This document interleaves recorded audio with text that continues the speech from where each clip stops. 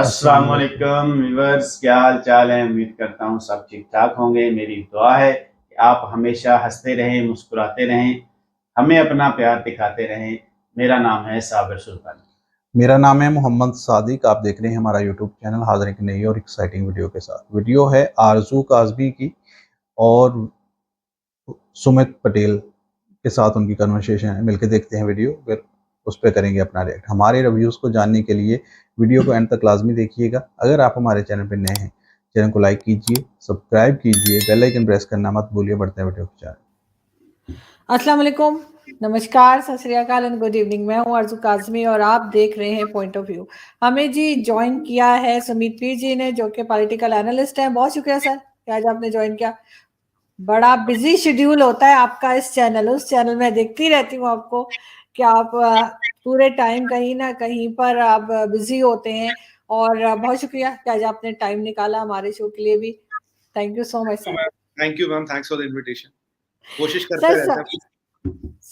बहुत शुक्रिया सर। सबसे पहले तो आरएसएस की तरफ से जो बात की गई है कश्मीर को लेकर, उस पर आप क्या कहेंगे? आजकल वैसे आपके कई पॉलिटिशियंस ऐसे हैं जो कश्मीर का नाम एक बार फिर ले रहे हैं, तो आपको क्या लग रहा है कि किसी हल की तरफ जा रहे हैं या सिर्फ एक पॉलिटिकल स्टेटमेंट के तौर पे लेंगे?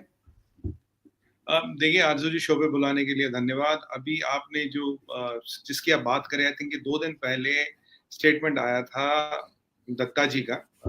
मिस्टर होस बोले हैं, वैसे शॉर्ट फॉर्म में या उनको कॉमनली दत्ता जी कहते हैं। अब दत्ता जी नंबर 2 इन कमांड है, मोहन भागवत जी के बाद उनका नंबर आता है। अब उनका स्टेटमेंट आना, राजनाथ सिंह जी का पहले स्टेटमेंट आता, भाई पीओके हमारी टेरिटरी है, हम उसको लेंगे और हम उसको कभी भी ले सकते हैं और हमें इससे कोई रोक नहीं सकता, और अगर हमारी टेरिटरी पे कोई बुरी नजर रखेगा हम उसको जवाब देने को सक्षम है। तो ये कारगिल विजय दिवस के दिन हुआ 2 दिन पहले। तो वहां ये राजनाथ सिंह जी का ये स्टेटमेंट आता है और वहीं दत्ता जी का ये स्टेटमेंट आता है कि भाई वो हमारा पार्ट है और हमें इसको लेना ही लेना है। मतलब अब इसमें फर्क क्या है? देखिए, ये कोई छोटे मोटे लीडर नहीं है, कोई ऐसे नॉर्मल पॉलिटिशियन है, कुछ नहीं है। अगर ये नंबर 2 इन कमांड है तो ये मतलब आरएसएस का जो पॉइंट ऑफ व्यू है वो आया है, उनका ग्रीन लाइट आया है, उनका एक ग्रीन लाइट है गवर्नमेंट को, आपको जो करना चाहे इस संदर्भ में आप कर सकते हैं। तो एक बहुत बड़ा स्टेटमेंट दिखा गया। इस पे हमारे नेशनल टीवी पे जियोपॉलिटिकली भी काफी डिबेट्स हो रही है, क्योंकि इससे पहले आरएसएस इतना डायरेक्टली खुल के सामने स्टेटमेंट नहीं देते। अब और उन्होंने उस दिन ये स्टेटमेंट दिया है तो एक बहुत बड़ा चेंज हम देखते हैं। और चाहे तो ये स्टेटमेंट एक बंद कमरे में भी दिया जा सकता था, एक बंद कमरे में भी बोला जा सकता था। अगर एक ओपन फोरम पे बोला जा रहा है तो इसका मतलब है कि काफी कुछ चीजें आगे चल रही है। अगर आप देखिए, जो 35 और 370 हटा था, तब अमित शाह जी ने बोला था कि हम जान भी देंगे तब भी पीओके लेके रहेंगे। ये है जी गृह मंत्री जी, ठीक है। फिर सर्जिकल स्ट्राइक्स हुई, बालाकोट हुआ, प्रधानमंत्री जी के आदेश पे हुआ। अब राजनाथ सिंह जी का स्टेटमेंट देख लीजिए, अब दत्ता जी का स्टेटमेंट देख लीजिए। पैंगोंग सो तक हमने रोड्स बना ली, सारा बॉर्डर इंफ्रास्ट्रक्चर हमने बना लिया, नितिन गडकरी जी। फाइनेंशियली हमारे पास number 3rd highest foreign exchange reserve है अभी दुनिया में, निर्मला सीतारमन जी। और डॉक्टर जयशंकर क्या करते क्या नहीं करते वो हम रोज बात करते रहते हैं। तो अगर हम देखें, तो अगर आप कड़ियां जोड़े, अमित शाह जी के स्टेटमेंट से शुरू करें और दत्ता जी के स्टेटमेंट पे खत्म करें, तो इसमें सारे जो इंपॉर्टेंट पीपल हैं in the chain of command, they are all echoing this line. तो ये एक बहुत पावरफुल पॉलिटिकल स्टेटमेंट है, इसलिए हमारे नेशनल टीवी पे या और भी चैनलों पे इस पे काफी डिबेट हुई, मैं भी डिबेट्स में था। तो भाई इसका हम क्या मतलब निकाले? तो इसका मतलब है, डेफिनेटली एक मतलब है, और हमारा ये मानना है कि भाई जमीन तो हमारी, हम कभी भी उसको ले सकते हैं। देखिए, आप लोगों का ये मानना है कि भाई वो आजाद है, हम कहते हैं वो जमीन हमारी। अगर हमारी जमीन है हम तो लेके रहेंगे, अगर आपकी जमीन है हम उसको छुएंगे नहीं। अगर वो आपकी जमीन है हम उसको छुएंगे नहीं, हमने हजारों साल से किसी की जमीन छुई नहीं है। बट अगर हमारी जमीन है तो किसी भी कीमत पे कभी भी उसको लेके रहेंगे। और वही वाली बात है, we will choose the time, place and time of action. वो हम पे छोड़ दीजिए, जब भी होगा जैसे भी होगा। आज एक जो दत्ता जी का स्टेटमेंट है वो इसलिए इंपॉर्टेंट है क्योंकि देखिए, बीजेपी क्या है? BJP is the political wing of RSS. Ideological mentor BJP का आरएसएस है। अगर ये स्टेटमेंट आरएसएस के नंबर 2 व्यक्ति देते हैं लाइन ऑफ कमांड, तो मान के चलिए मोहन भागवत जी की भी इस पे सहमति है। बाय द वे, 2 महीने पहले मोहन भागवत जी ने कहा था कि भाई 1 साल में Kashmiri Pandits will go back to valley. अब इस स्टेटमेंट को और जोड़ दीजिए, अब इस लाइन में ये स्टेटमेंट और जोड़ दीजिए।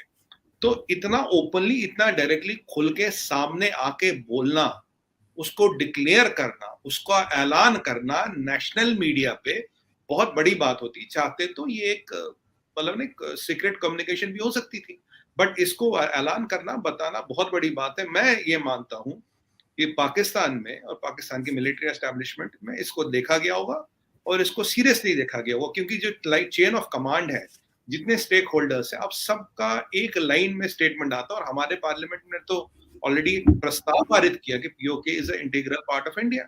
तो आप इसको, अब आप इन सारे पॉइंट्स को अगर जोड़ेंगे, एक 360 डिग्री, एक 360 डिग्री की सहमति आपको आरजू जी इस पे दिखेगी। ये डेफिनेटली पाकिस्तान के लिए एक चिंता का विषय है। हमारे लिए तो ये है कि कब, कहां और कैसे। बिल्कुल ठीक, लेकिन मेरा ख्याल है कि बिल्कुल पाकिस्तान इस बारे में ज़रूर सोच रहा होगा, और यहाँ पर भी कुछ ऐसे ही कब, कहाँ और कैसे वाले लोग मौजूद हैं और वो भी यही कुछ सोच रहे होंगे। लेकिन जो कुछ भी हो, मेरा यही मानना है कि जो कश्मीर के लोग हैं, जो वहाँ के रहने वाले हैं, उनके लिए बेहतरी हो, और उनसे पूछा जाए कि वो क्या चाहते हैं, और उनकी मर्जी के हिसाब से ही कुछ जो भी हो उनकी मर्जी से हो। आगे हम अगर बढ़ें और हम बात करें, वैसे अजीब सी बात है लेकिन मैं फिर भी आपसे पूछ रही हूँ, ये आपकी बॉलीवुड के लोगों को क्या हो गया है? मतलब ये अभी रणवीर सिंह की एक, मैं यहाँ दिखा भी नहीं सकती अपने जो हमें लोग देख रहे हैं, लेकिन खैर उन्होंने देख रखी होगी, लेकिन फिर भी ये अजीब किस्म का फोटोशूट उन्होंने करवाया है और बड़ा एम्बैरेसिंग सा है। ऐसा ऐसा क्या, मतलब क्यों, आपके ख्याल से क्या सोचा उन्होंने, ऐसा क्यों किया? कौन सी कंपनी है जिसने उनको कहा कि जी इस हद तक चले जाओ और पैसे के लिए कुछ भी मतलब चलेगा?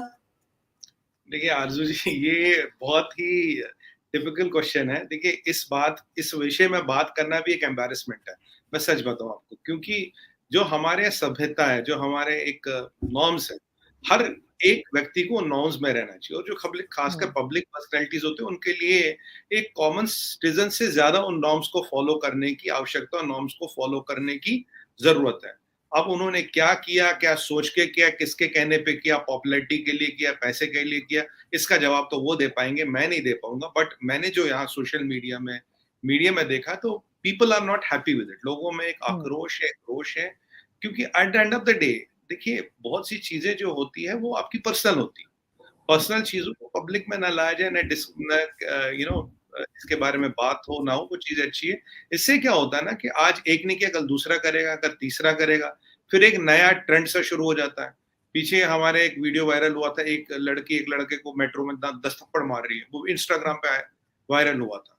तो एक सोशलॉजिस्ट मेरे साथ बैठे थे एक टीवी डिबेट में, कह रहे थे भाई अगर ये प्रवृत्ति बनने लगी कि भाई हम कर क्या रहे हैं, मतलब आज आपने 10 थप्पड़ मार के वीडियो वायरल कर लिया, कल 15 मारोगे क्या, परसों जूता निकाल के मारोगे क्या?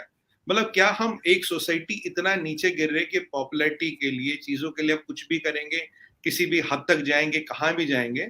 और मुझे लगता है ईश्वर का दिया इनके पास काफी कुछ है, तो ये लोग ऐसे, इनको एक मर्यादा में रहना चाहिए। बाकी हम उनको कोई बताने वाले होते नहीं है। पब्लिक पर्सनैलिटी है, पब्लिक में रहते हैं। देखिए, आपको बनाने वाला पब्लिक, आपको बिगाड़ने वाला पब्लिक, आपको पब्लिक बादशाह बनाता, आपको पब्लिक जमीन पे भी लाता है। और उस पब्लिक में, हमारे यहाँ तो हिंदुओं में एक कहता है, जनता में जनार्दन रहते हैं, जनता में नारायण का रूप है स्वयं। अगर आपको लगता है उस जनता रूपी जनार्दन नारायण से आप ये चीजें या ऐसा खिलवाड़ कर सकते हैं, तो ईश्वर आपको सद्बुद्धि दे, और क्या कहूं आपसे। और एक पहला आपके पीओके पे एक पॉइंट रह गया था। अब आरजू जी 3 चीजें आपको बोलूंगा। पहली बात है, पीओके के लोग तो खुद कह रहे पाकिस्तान मुर्दाबाद, वो तो खुद कह रहे हम हिंदुस्तान में आना, पहला पॉइंट। दूसरी बात, आपकी पीओके की डिग्री मेल एंड पाकिस्तान में तो चलती नहीं, वहां से बैचलर्स करके आएगा मेल एंड पाकिस्तान में, उसे मानते नहीं। सेकंड मिसिंग पर्संस बलोचिस्तान के बाद पीओके में है। कॉस्ट, जितना पैसा पीओके जाता, जितनी डेवलपमेंट हुई, वो पाकिस्तान से एट पार कहीं से भी नहीं है। तो उन लोगों का आगे लॉन्ग टर्म में, उनके बच्चों का, उनके फ्यूचर जनरेशंस का फ्यूचर क्या है, ये भी तो एक बहुत बड़ा मसला है। और ये खैर आपको तो पता ही होगा, मेरे सच्चे जानती है आप, इंडिया में सिटीजनशिप अप्लाई करने वाले में 90% लोग तो पाकिस्तानी, ये भी एक सच्चाई है, ये भी एक डाटा है। ये कोई मेरे लेकिन सर, आजाद कश्मीर में पाकिस्तान मुर्दाबाद के नारे तो खैर नहीं चल रहे, मेरा नहीं ख्याल कि ऐसा कोई कह रहा है। हाँ, ये जरूर है कि गवर्नमेंट से उन्हें कोई शिकायत हो सकती है, या वो ये जरूर चाहते हो कि या तो इंडिपेंडेंट होना चाहते हो, या भारत के साथ बहुत से लोग ऐसे हैं जो जाना चाहते होंगे। वो तो ऐसा ही है जैसे आपकी तरफ के कश्मीर में बहुत से लोग पाकिस्तान जिंदाबाद के नारे लगा देते हैं। तो उससे जो है वो किसी किस्म का रिजल्ट जो है वो हमें नहीं मिल सकता। इसके लिए हमें यही करना पड़ेगा कि जो प्रॉपर तरीका है वही अप्लाई होगा। देखिए, जो हमारा कश्मीर है that's a integral part of India, और उसमें कोई पाकिस्तान मुर्दाबाद का कोई जिंदाबाद का कोई नारा नहीं लगता। और वहां मैंने खुद वीडियोस देखे जहां ये नारे लगे, हमारे टीवी पे भी डिबेट हुई थी। और दूसरी बात, कश्मीर में और हिंदुस्तान में कोई डिस्पैरिटी नहीं है। ये मैंने आपको 4-5 डिस्पैरिटियां गिनवा दी जो विजिबल है और मैथमेटिकली प्रूवन है। तो जब ये चीजें होंगी तो फिर एक जाहिर सी बात है कि people look for better future. अब आरजू जी, इसमें डिबेट तो है नहीं, बेटर फ्यूचर आज की डेट में अगर इंडिया पाकिस्तान में कंपेयर करे, बेटर और सिक्योर्ड फ्यूचर कहाँ है, इसमें तो कोई मतलब there is no need to discuss this. मतलब we will be wasting our precious airtime अगर हम ये बात करें।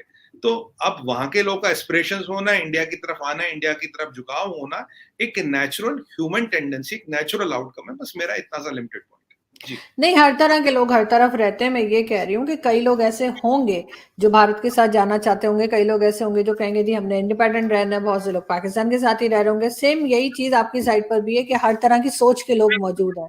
अब कौन कितनी तादाद में है वो अलबत्ता नहीं मालूम हम लोगों को, लेकिन हाँ ये जरूर है कि जो कुछ भी हो वो उन लोगों की मर्जी से हो, ताकि ये जो एक मुसलसल इंडिया पाकिस्तान में क्लाइसिस चल रहे हैं कश्मीर को लेकर वो खत्म हो। वैसे तो मेरा ख्याल है हम फिर भी आराम से बैठने वाले नहीं है, इंडिया पाकिस्तान कोई और नया इशू निकाल लेंगे और आपस में फिर भी लड़ते ही रहेंगे, क्योंकि इन लोगों ने यही तय करके रखा है। अच्छा, मैं लेकिन आपको जी एक लास्ट पॉइंट बोलूंगा। देखिए, इस डिस्कशन में लंबा नहीं जाते। आप ये देखिए, पाकिस्तान से इंडियन सिटीजनशिप अप्लाई करने वालों का नंबर और इंडिया से पाकिस्तान की सिटीजनशिप अप्लाई करने वालों का number, mathematics is the most accurate science. I rest my case. नहीं आप जी तो व्यूअर्स, वीडियो हमने देखा, वीडियो था सुमित पीर और आरजू काजमी का, और वो बात कर रहे थे, एक तो रणवीर सिंह के बोल्ड फोटोशूट उस पर बात हो रही थी, और दूसरा जो उनके आरएसएस के लीडर हैं उनका बयान आया कि हम पीओ के लेके रहेंगे, वो हमारा पार्ट है।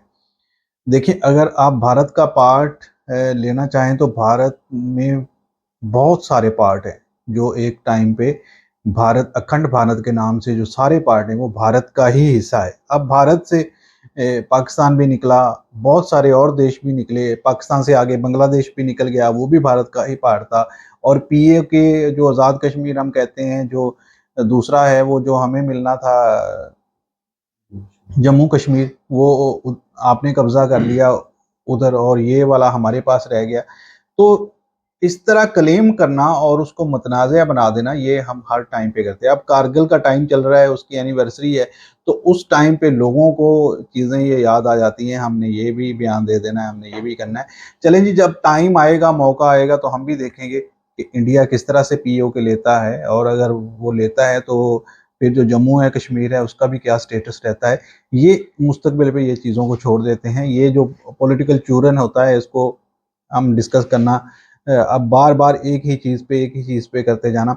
और दूसरा मैं एक और बता दूं, कल मैंने एक वीडियो देखी जो जिसके इंडियन व्लॉगर की, वो कश्मीर की वो दिखा रहा था, और लोग रो रहे थे कि यहाँ पे विकास के नाम पे कोई चीज़ नहीं है, और सामने वो दिखा रहे, वो देखे वो पाकिस्तान का पार्ट है, वहाँ पे कितना बेहतरीन हाईवे उन्होंने बना के दिया हुआ है, कितना अच्छा रोड हमारे सामने ही है, और यहाँ पे सड़क ही है, कितने किलोमीटर दूर तक उनको अपने मरीजों को लेकर जाना पड़ता है, चारपाइयों पे उठा के, और कहीं तो रास्ते में उनकी डेथ हो जाती है। ये सारे मामला, इन चीज़ों पे भी डिस्कस किया कीजिए कि पहले अपने वाले कश्मीर को उस लेवल तक ले आए कि यहाँ के लोग खुद डिमांड करें कि हम भाई आपके कश्मीर में जा रहे हैं, हमें पाकिस्तान के रहना मंजूर नहीं है। लेकिन अगर पाकिस्तान के जो ऑक्यूपाइड, पाकिस्तान का जो आज़ाद कश्मीर है, जो जिसको आप ऑक्यूपाइड कहते हैं, उसमें कोई बंदा आके पहले देखे, घूमे फिरे, सारी चीज़ों को देखे, फिर लोगों को जाके बताए हाँ वहाँ तो इतने सारे मसाइल है, वहाँ पे ये भी वाला मसला है, ये भी वाला मसला है, वहाँ पे इतने सारे मसाइल नहीं है, जितने इधर होंगे उससे दुगने कहीं आपकी तरफ भी होंगे। लेकिन चीज़ों को सिर्फ सोशल मीडिया की हद तक देखना और उस पर एनालिसिस कर देना और उस पर बात कर देना, और अपने जो यूट्यूबर्स ने जो बयान कर दिया सिर्फ उसको ही सच मान लेना, ये सब इस तरह से हकीकत नहीं होता। सोशल मीडिया पे बहुत सारी चीज़ें झूठ होती हैं, और उनको सच मानना भी उसी तरह से ही है कि जब आपको सच्चाई का इल्म होता है, फिर आप खुद के लिए शर्मिंदा होते हैं कि मैं इसको ही सच मान कर जी रहा था। जैसे हम एक टाइम के लिए समझते हैं कि मकबूजा कश्मीर में 8 लाख की फ़ौज उन्होंने रखी हुई है सिर्फ एक छोटे से पार्ट को कैप्चर करने के लिए, तो उनकी टोटली जो फ़ौज की तादाद है वो मेरे ख्याल 13 लाख है, और 8 लाख उन्होंने इधर ही लगा दिए। ये सारी चीज़ें जो हमारे जो पॉलिटिशियंस हैं उन्होंने हमें दी हुई थी। लेकिन हमें अगर आहिस्ता-आहिस्ता अवेयरनेस आ रही है तो आप लोगों में भी थोड़ी सच को कबूल करने की हिम्मत और ताकत होनी चाहिए। ज़रूरी नहीं कि आप सिर्फ़ गालियाँ ही दें, सिर्फ़ आप चीज़ों को दें। देखिए कारगिल पे हमने बात की, हमने कहा कौन जीता, कौन हारा? कोई भी नहीं जीता था। एक टाइम पे कब्ज़ा किया हमारे मुशर्रफ ने, बहुत सारे जो आपके फ़ौजी हैं उनको मार दिया गया और आप लोग जाके पाँव पड़े क्लिंटन के। फिर वही गेम उल्टी हमारी तरफ पड़ी जब आप लोगों ने एक ऑपरेशन शुरू किया उसके खिलाफ और पीछे से खींच लिया गया हमारे नवाज शरीफ ने कि मैं तो इसका पार्ट ही नहीं हूँ। हमारी आपस में एक क्लैश चली। अब मुशर्रफ के इंटरव्यूज ऑन द रिकॉर्ड मौजूद हैं, लेकिन आप इस फिर हमें हार हुई। दोनों तरफ का ही नुकसान हुआ, लोग दोनों को तरफ के ही मरे। कई लोगों को जो वहां पे मरे उनकी डेड बॉडीज उनके घर वालों तक तो नहीं मिली। इतना बड़ा सानिया हुआ और जिन लोगों के घरों के सपूत उसमें जिनकी जानें चली गई, ये उन्हीं वो लोग बता सकते हैं कि वो किस कर्ब के से गुजरे। तो नुकसान दोनों तरफ का हुआ, लेकिन हम कहते हैं कि आखिरी झंडा उन्होंने इंडिया वालों ने उस पे लगा दिया तो वो जीत गए।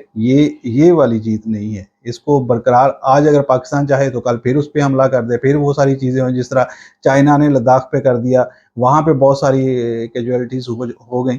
तो इन सारी चीज़ों को दोनों तरफ का रख के सोचना चाहिए। सिर्फ अपना ही पार्ट, अपने हमारे ही कानों को अच्छा लगे कि ये वाली चीज़ सही बोली गई है, ये वाली चीज़ गलत बोली गई है, तो दोनों तरफ। अब रणवीर सिंह का जो फोटोशूट है, कह तो सकते हैं इसको आज़ादी राय तो और ये वो, लेकिन ये अपने आप में एक बहुत ही गंदा और बहुत ही नंगा फेल था जिसको मैं कहूँगा, और सारी दुनिया में इसके ऊपर थू-थू की गई।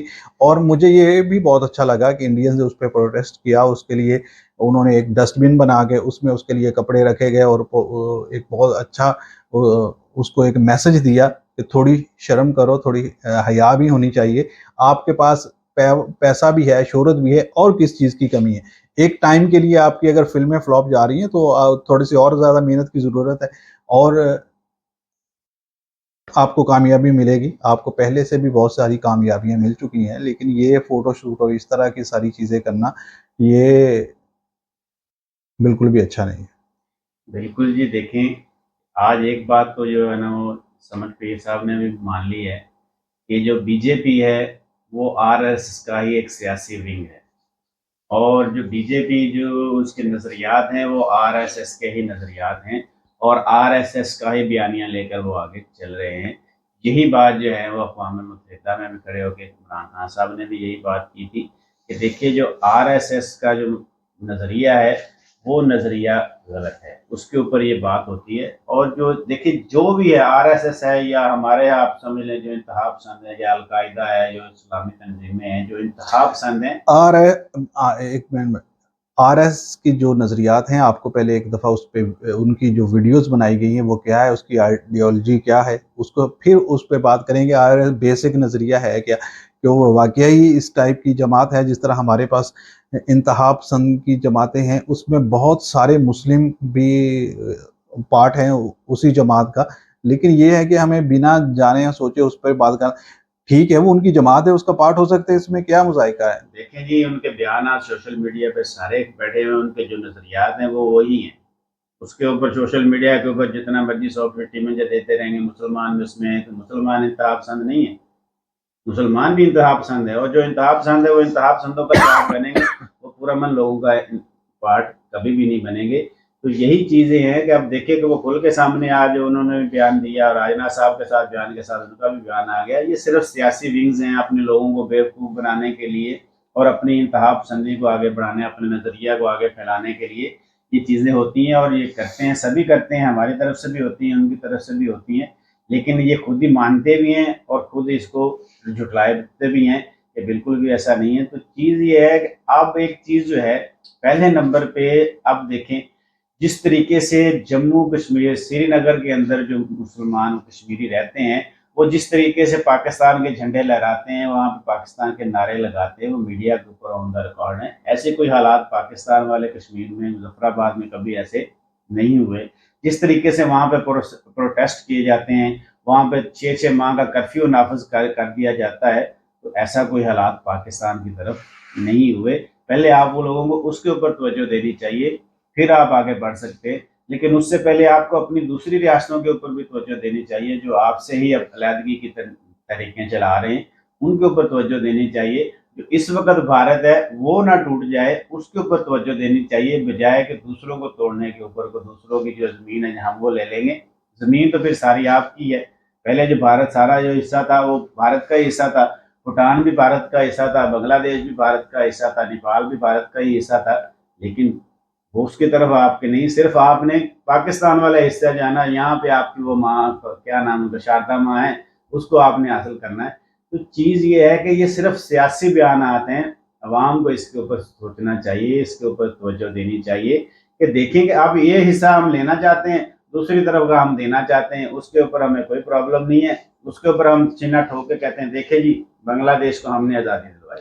तो हमारी भी बहुत सारी जो दरगाहें हैं वो जम्मू कश्मीर में हैं, बहुत सारी दरगाहें हैं जो इंडिया में हैं जिनको हम क्लेम करते हैं कि वो हमारी हैं। और इस तरह के अब पार्ट्स पे अगर बात करना शुरू कर दें तो हमारे सियासी लोग भी तो करते हैं ना, हम तो उसको भी ब्लेम करते हैं कि भाई इसके ऊपर ये नहीं करना चाहिए। आपको सबसे पहले अपने गिरेबान में झांकना चाहिए कि हम क्या हैं, हम क्या कर रहे हैं, हमारा नजरिया क्या है, हम किस सोच किस आइडियालॉजी के ऊपर बात करें।